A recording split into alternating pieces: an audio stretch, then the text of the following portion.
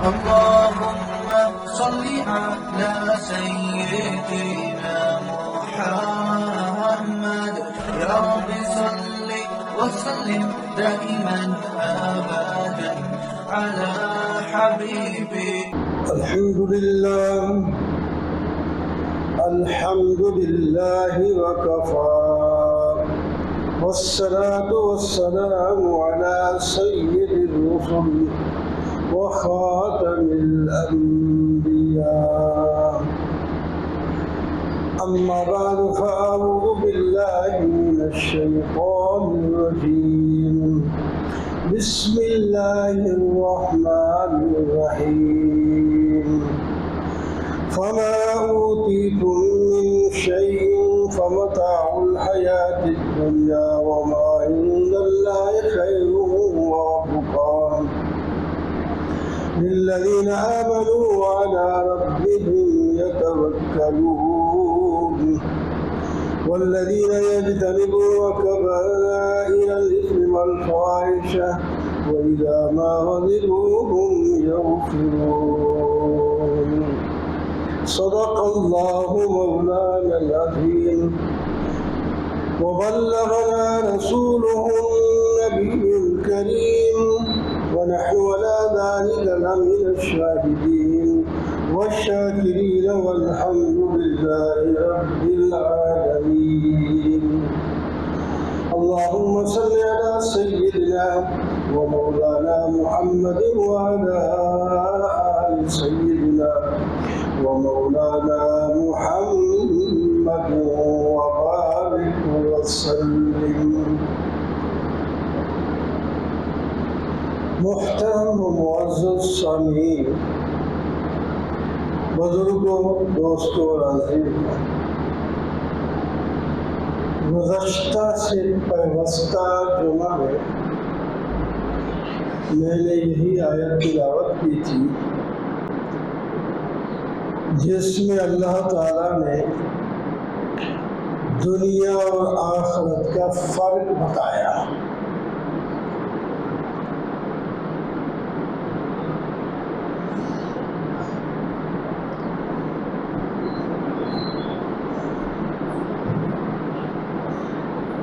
فرمایا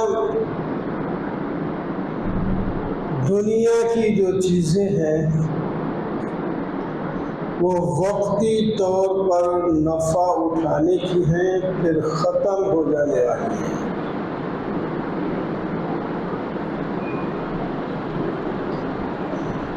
اور جو آخرت کی چیزیں ہیں وہ بہتر ہیں اور ہمیشہ باقی رہنے والی ہیں. سمجھدار آدمی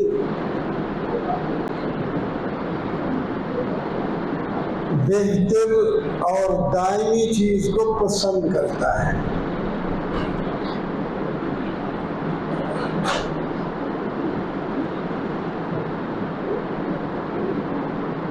لیکن یہ کن کو ملے گی وہ بھی اللہ تعالیٰ نے بتا دیا.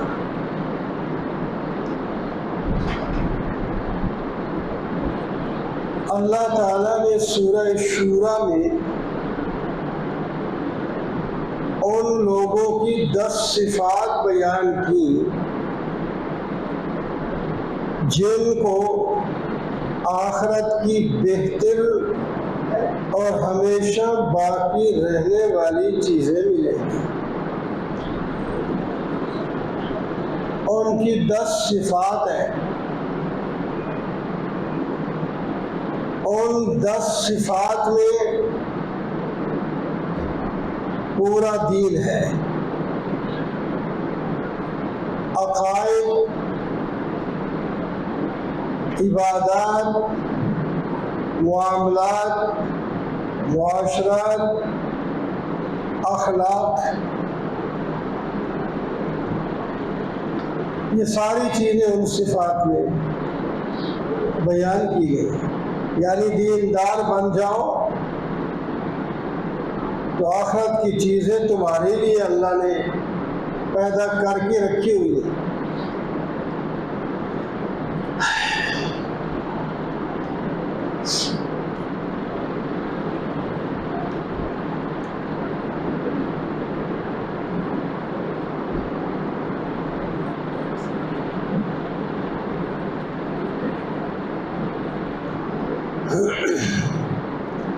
ہمارا ایمان ہے جنت پیدا شدہ ہے اور جنت کی نعمتیں بھی موجود ہیں، ابھی پیدا ہونی نہیں ہوا ہے، اس وقت بھی ہے، اور ہم اور آپ کے انتظار میں ہیں۔ یہ چیزیں موجود ہیں، استعمال کرنے والے آئیں اور ہمیشہ اس میں رہے اور استعمال کرتے رہے۔ قرآن پاک میں اس سورہ شورى میں جو ان صفات کی ترتیب ہے، سب سے پہلے آمنو، ایمان والے، تو اس میں عقائد ہیں سارے۔ سب سے پہلے ایمان کو ٹھیک کر لے، موحد بن جائیں، اللہ کی توحید، اللہ کے رسول کی رسالت، قیامت، یہ تین عقیدے بڑے اہم ہیں، اور سارے انبیاء نے اپنی امتوں کو سمجھائے، اور ان کی تفسیر میں بہت سے عقائد اور بھی ہیں۔ ایمان ٹھیک کرو، اپنے خالق کو پہچانو، اپنے رازق کو پہچانو، اپنے معبود کو پہچانو، اس کی عبادت میں لگے رہو، اپنی ضروریات اس کے حضور پیش کرو، وہ تمہاری دنیا کی ضرورتیں بھی پوری کرے گا اور آخرت کی ضرورتیں بھی پوری کرے گا۔ اس نے جو تمہاری ہدایت کے لیے رسول بھیجے، ان کی اطاعت اور عزت کرو، وہ جو کچھ آپ کو دے وہی لے لو، جس سے روکے اس سے رک جائے۔ وَمَا آتَاكُمُ الرَّسُولُ فَخُذُوهُ وَمَا نَهَاكُمْ عَنْهُ فَانْتَهُوا وَمَا نَهَاكُمْ، جس چیز سے اللہ تعالیٰ کے رسول نے روکا ہے اس سے رک جاؤ۔ ان کی ساری زندگی تمہارے لیے بہترین نمونہ ہے۔ لَقَدْ كَانَ لَكُمْ فِي رَسُولِ اللَّهِ أُسْوَةٌ حَسَنَةٌ، اللہ کے رسول کی زندگی میں بہترین نمونہ ہے۔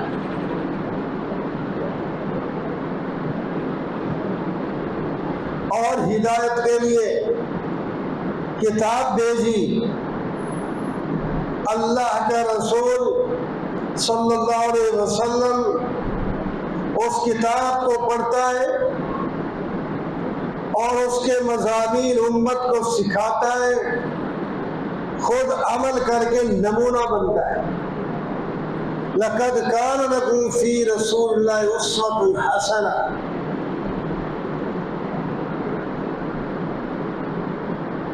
تو اس طرح اپنے ایمان کو پختہ کرو۔ دوسری چیز، وَعَلَىٰ رَبِّهِمْ يَتَوَكَّلُونَ، جن کو آخرت کی دائمی چیزیں ملیں گی، ان کی دوسری صفت توکل ہے، اللہ تعالیٰ پر اعتماد ہے، اللہ تعالیٰ پر بھروسہ ہے۔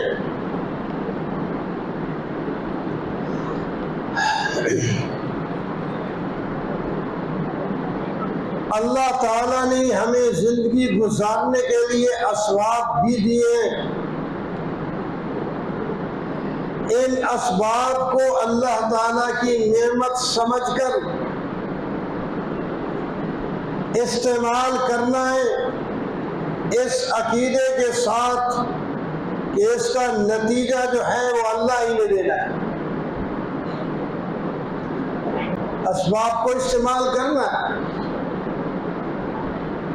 بھوک لگی ہے کھانا تو کھاؤ، لیکن بھوک چکائے گا اللہ، ورنہ کھاتے جاؤ۔ استسقاء کی بیماری لگ جاتی ہے، بعض دفعہ پیے جاؤ، پیاس بجھتی نہیں، جتنا پیو پیاس ہی پیاس لگتی ہے۔ تو پیاس بجھا دے گا اللہ، لیکن اللہ تعالیٰ نے فرمایا پانی تم نے پینا ہے میں بجھا دوں۔ اللہ تعالیٰ کو ضرورت نہیں ہے پیاس بجھانے کے لیے پانی پینے کی، لیکن اللہ نے دنیا میں ایک چیز بیان، اللہ نے اپنی ایک نعمت اپنے بندوں کو دی ہے، استعمال کرو، اس کو چھوڑ کر اعتماد نہیں ہو سکتا۔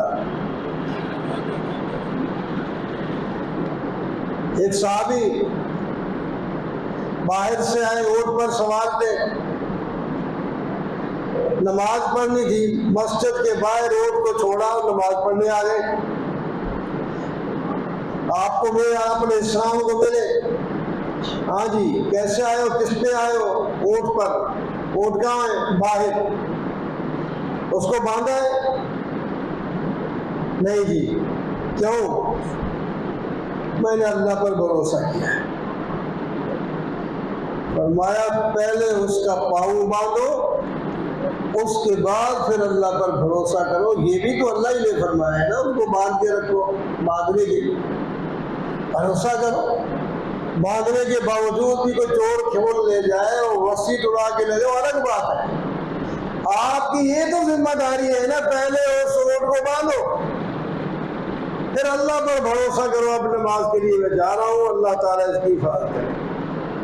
اسی طرح آپ سارے کاموں میں دیکھ لیں، جو اسباب پیدا کیے ہیں اللہ تعالیٰ وہ استعمال کرو، اور اس کے بعد بھروسہ اللہ پر، نتیجہ وہ دے گا۔ قُلْ حَسْبِيَ اللَّهُ لَا إِلَٰهَ إِلَّا هُوَ عَلَيْهِ تَوَكَّلْتُ وَهُوَ رَبُّ الْعَرْشِ الْعَظِيمِ۔ قُلْ هُوَ رَبِّي، اے میرے محبوب آپ لوگوں میں اعلان کر دیں رب میرا اللہ ہے، هُوَ رَبِّي لا الہ الا ہو، اس کے سوا کوئی رب نہیں، اس کے سوا کوئی مشکل کشا نہیں، اس کے سوا کوئی معبود نہیں، یہ تو اللہ ہی ہے۔ علیہ توکلت، میرا بھروسہ بھی اللہ پر ہے، میرا اعتماد بھی اللہ پر ہے۔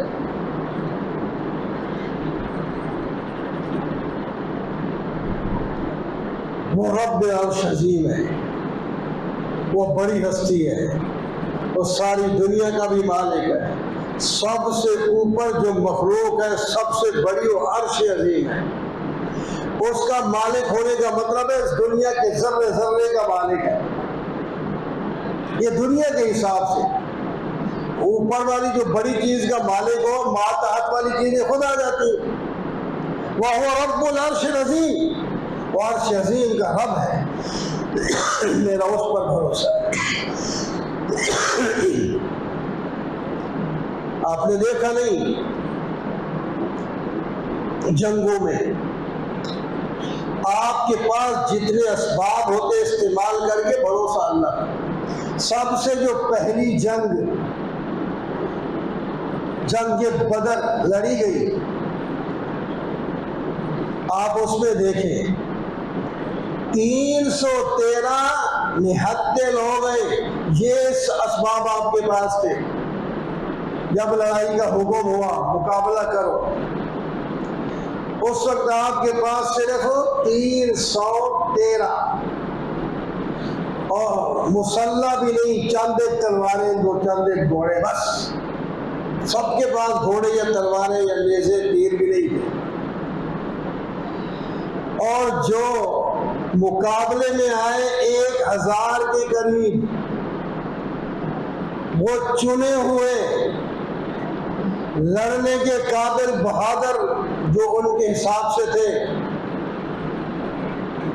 مسلح اور ان کے پاس ہتھیار فالتو ہیں، سواریاں فالتو ہیں، اور وہ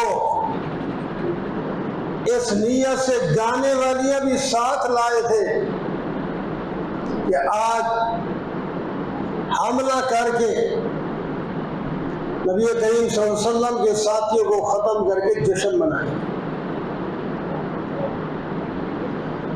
پھر اللہ کے رسول صلی اللہ علیہ وسلم نے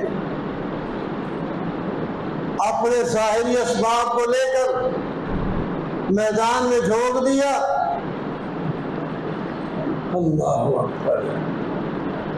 اور ظاہری اسباب آپ کے موافق بھی نہیں تھے، سورج بالکل سامنے آنکھوں کو لگتا تھا، پانی دور تھا، وہ لوگ پانی پر تھے، اور زمین ادھر پکی تھی، ادھر ریتلی تھی جس میں پاؤں دھس جاتے ہیں، لیکن اللہ پر بھروسہ ہے تو اللہ تعالیٰ نے پھر ان 313 کو فتح دے دی۔ یہ کفار کو آج تک یہ دل نہیں بھولتا، بدر والا نہ ہمیں بھولتا ہے کہ اللہ نے ہماری کیسے مدد کی۔ بارش بھیجی، بادل بھیجا، بارش برسی، جو ریت تھی پہلے پاؤں دھس رہے تھے وہ جم کے فرش بن گئی، اور ادھر بارش برسی وہ پکی زمین تھی پھسلن بن گئی۔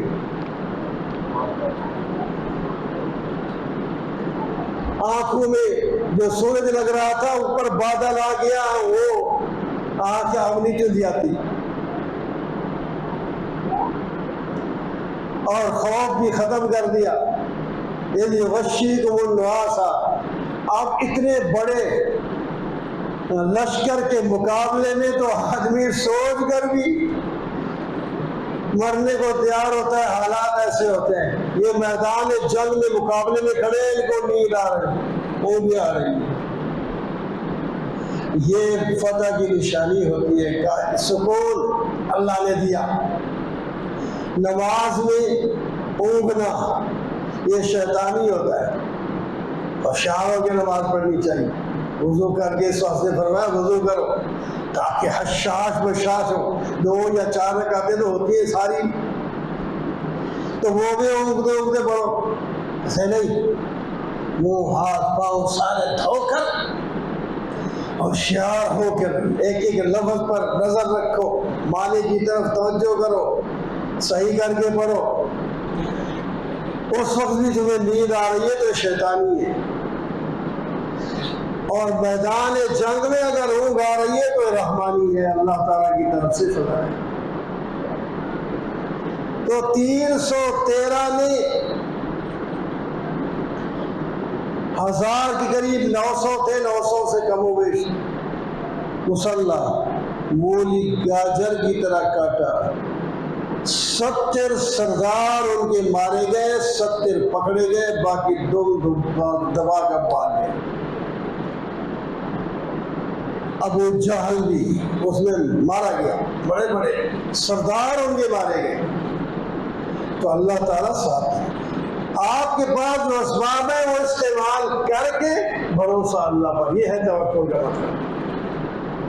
کچھ لوگ نہیں ہے دنیا کی بات سیدھا پڑا، اس میں کچھ نہیں، کچھ تو ان میں نہیں ہوتا، اس واسطے کہ ہم جب انہی کو اصل سمجھے، جب سمجھے اللہ کی دی ہوئی چیز ہے تو پھر اس میں کیوں نہیں اثر ہوگا؟ اللہ نے جو دی ہے، اللہ نے فرمایا استعمال کرو، اللہ ہی اثر اس میں ڈالنا ہے۔ تو دوسری چیز ہے اللہ پر بھروسہ کرو۔ جب ہجرت کی باری آئی، صحابہ کرام نے اپنا گھر چھوڑا، بچے چھوڑے، بیوی، مکان، یہ ساری زمین جائیداد سب چھوڑ کے چلے۔ کسی کے گھر کے سارے بندے مسلمان ہیں، عام طور پر ابتدا میں ایک آدھ ہو رہا ہے، گھر کے سارے نہیں ہوتے تھے، باقی چھوڑا۔ اللہ پر بھروسہ کیا، اور یہ چھوڑنا آسان ہے جو انہوں نے کعبۃ اللہ کو چھوڑا، یہ اور سب سے مشکل ہے۔ کعبۃ اللہ تو کافر ہی اس کی عزت کرتے تھے، اگرچہ وہ ان کے طریقے غلط تھے۔ استعمال مکہ مکرمہ کو چھوڑ کر ہجرت کے وقت جب نبی علیہ السلام ہجرت مدینہ کی طرف جاتے ہیں، پیچھے مڑ کے دیکھتے ہیں، روتے بھی ہیں، کہتے ہیں میں دل نہیں کرتا تھا اس کو چھوڑنا کا، اب کیا کرنا۔ اللہ تعالیٰ نے فرمایا چلو آپ ہجرت کر کے چھوڑ کے جا رہے ہیں، ان الذی فرض علیک القرآن لرادک الی معاد، میں آپ سے وعدہ کرتا ہوں پھر آپ کو فاتحانہ دوبارہ اس میں داخل کر دوں۔ 8 سال کے وقفے کے بعد فتح مکہ ہو گیا۔